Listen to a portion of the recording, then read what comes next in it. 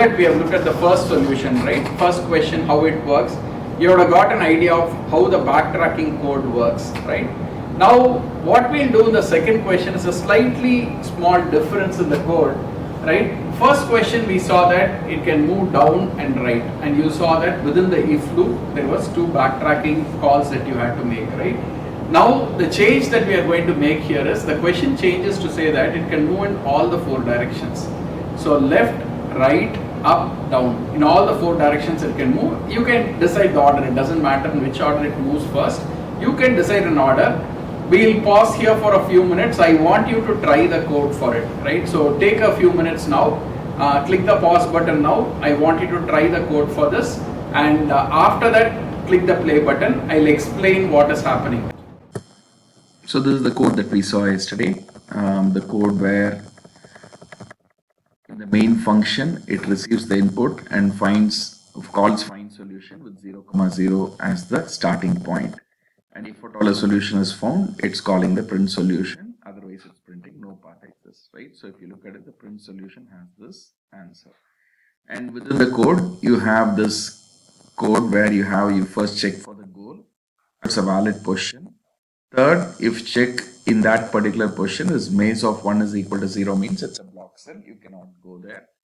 Otherwise, you mark it as solution as 1, you assume that it is part of the path, and then you move right and then you move up. Either way it can be done, right? Either you can move down first and then right, or right first and down. Either way the answer would be the same.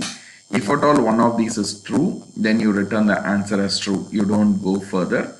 Otherwise, you check the other direction, and then if you find a solution, you find it return as true. Otherwise, you return the solution. You say that this particular portion is not part of the stack, and then you kind of move back. So this is the code that we have. Now, if you run this code, I think you will be able to see the... So it says no path exists because for this input matrix, if you look at it, if it is just coming down and right, there is no answer to this.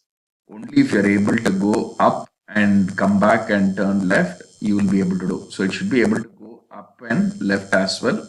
Going down and right alone will not give you the solution in this particular array, right? So now let's look at what is the code change required in this for this to make it happen.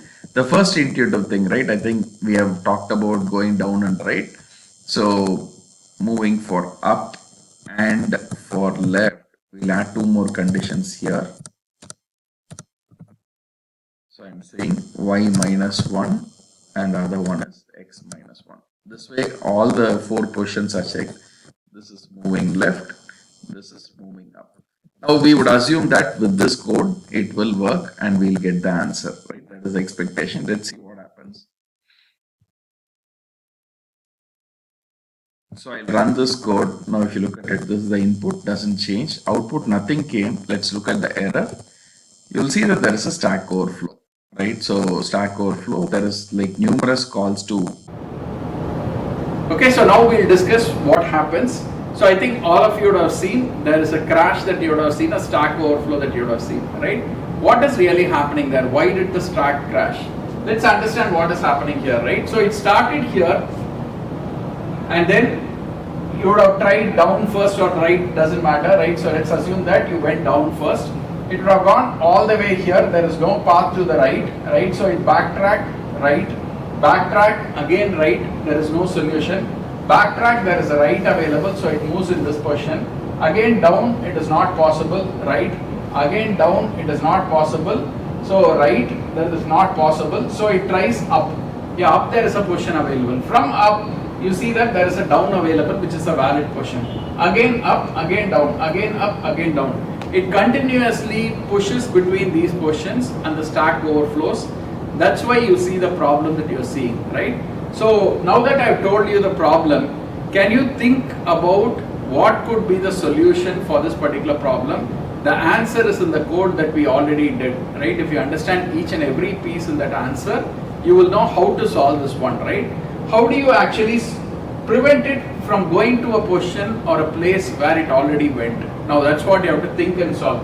See, this entire thing is going to be like a puzzle, right? You slowly understand the different aspects of the code, you will understand backtracking in full, right? So it's going back and forth between this, and that's why the stack crashed. Now I'm saying you have to modify the code, you have to add a condition. Think what could be the condition that you will add so that it can be prevented. Pause here for a second. Okay, so now I think some of you might have found it, some of you might not have found it. But if you look at the code, we discussed the template, right? In the template, you see that solution of xy is equal to 1. What solution of xy is equal to 1 means this particular question is part of the solution. That's what we are saying. And when we say that xy equal to 0 again, we are saying that no, I went through this path, I could not find a solution, so I'm removing it from the path, right? So this solution of x comma y is the one which is the key. It says that I visited this position. So if at all it's shuttling between the two questions, all you have to check is, along with the check for validity, you will check for have I already visited this cell. For that very simple check, if solution of x comma y equal to 1, then return false. That means if at all I visited this cell already, I mean I don't have to process it, so return false. If you do that, then you should be able to come out of the problem. Can you try it? Can you update the code for it and then see if it is working fine? Okay, welcome back. Now we will look at the actual solution. I'll walk through the solution now. So we are seeing that as discussed, right? This is the code base that we have. So how do we insert that particular condition where it is going to check for if I have already visited the place, right? This is the one we want to check. So if solution of x comma y equal to 1, that means return false. So once you add this condition, what happens is it will automatically check if already I visited this place. That means I shouldn't come back to this place again. This will prevent the recursive calls, right? So let's check this. I'm running this code now.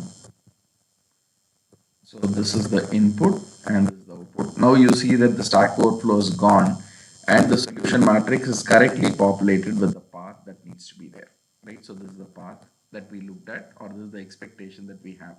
So it has correctly identified that path and it has given you the answer, right? So this is the second parameter. If you come back and if you look at the template that we had earlier, now we have looked at different parts of the template. One is we found how to do the check for the code. Second is we found how to validate the invalid positions for that particular this one. Now we know how to check if we have already visited a place. If it is part of the solution matrix, it means I've already tried that. I shouldn't be trying it again. And we've tried all the 4 paths, right? 4 directions we have tried now. So that way we have completed that part as well. And if at all the solution is not there, then we said if that particular point is not part of the solution, we remove it, right? So this is the second code. You can try this on your own now.